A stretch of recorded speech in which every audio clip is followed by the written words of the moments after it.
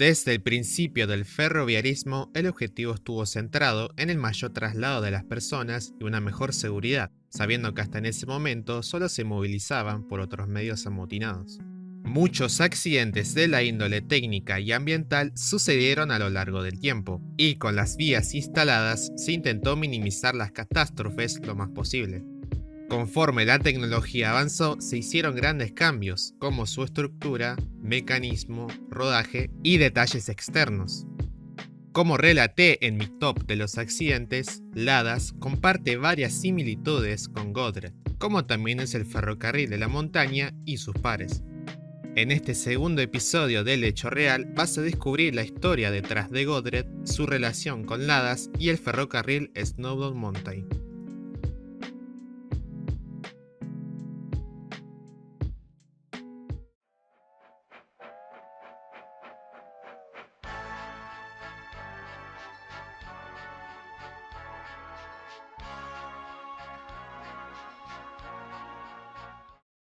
El ferrocarril Snowdon Mountain se inauguró un 6 de abril del año 1896 en el condado de Gwynedd, al noroeste de Gales. El ferrocarril parte desde Llanwrwes, un pueblo del distrito, hasta la cima de la montaña Snowdon, recorriendo más de 7 kilómetros y estando unos 1065 metros debajo de la cima de la colina. El plan para construir el ferrocarril comenzó en 1869, cuando el señor Richard Mond, presidente de la compañía ferroviaria, quería ampliar el ramal de la estación de Llanwrwes. Así que en 1871, junto a su delegación, presentó un proyecto de ley al Parlamento para comprar el terreno que se encontraba desocupado. La idea era construir desde la estación hacia la cumbre, que solamente estaba habitada por el hotel del señor George Ashton Smith, que era el dueño de las tierras que se pretendían comprar. En un principio, él se opuso firmemente, argumentando que un ferrocarril sobre las laderas arruinaría el bello paisaje. Las cosas se mantuvieron frías, hasta que en 1893 otra delegación de parte de otra estación de un ferrocarril de vía estrecha aspiraba a conseguir las tierras, ya que hasta en ese momento solo contaban con un sendero hacia la montaña.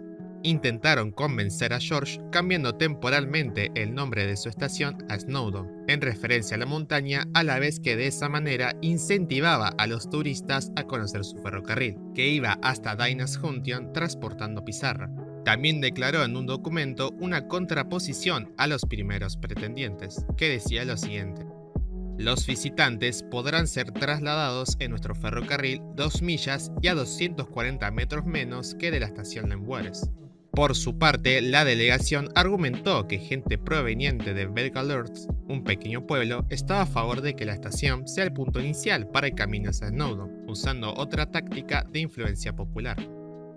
Todo quedó en manos del propietario, quien en diciembre de 1894 accedió a venderlas a Richard Mond, lo que también conllevó a que su compañía de hoteles se fusione con el nuevo ferrocarril.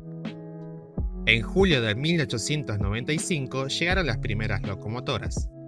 Se habían conseguido de la ingeniería instalada en Europa Central, que tenía su propio sistema de riel de cremallera.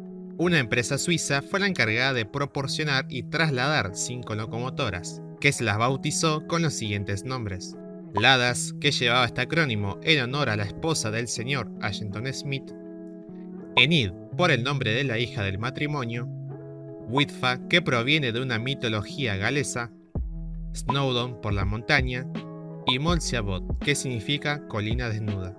Todas fueron utilizadas para llevar materias primas y ser sometidas a pruebas antes de la inauguración, a un costo de 1.525 libras de finales del siglo XIX por cada una.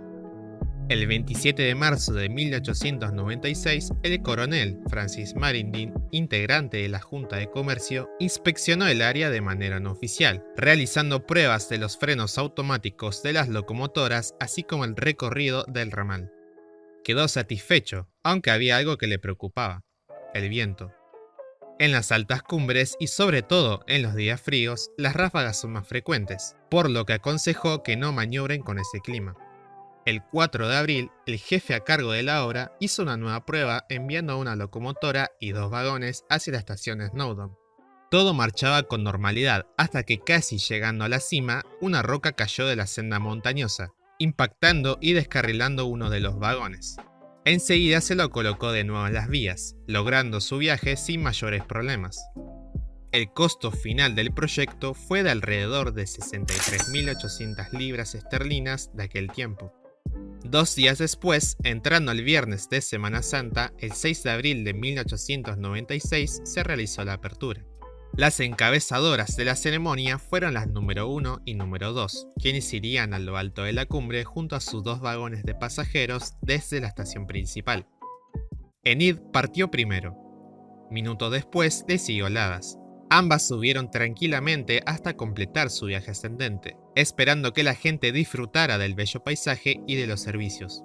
A la hora de la vuelta se intercambiaron los roles. Ladas fue la primera en bajar, dejando a Enid a la espera.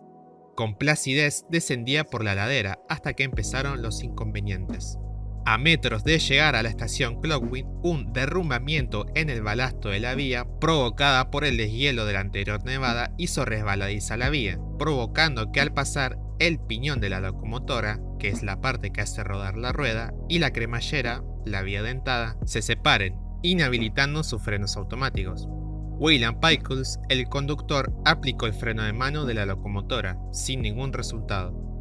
La locomotora descendía a una velocidad peligrosa, poniendo en riesgo en todo momento a todos los que estaban a bordo. Se percibía mucha desesperación de parte de los pasajeros. El guarda intentó calmarlos e insistió que aguardaran en sus asientos. Viendo que la colisión era inevitable, William y el fogonero decidieron saltar del tren, dejando a los demás a la deriva.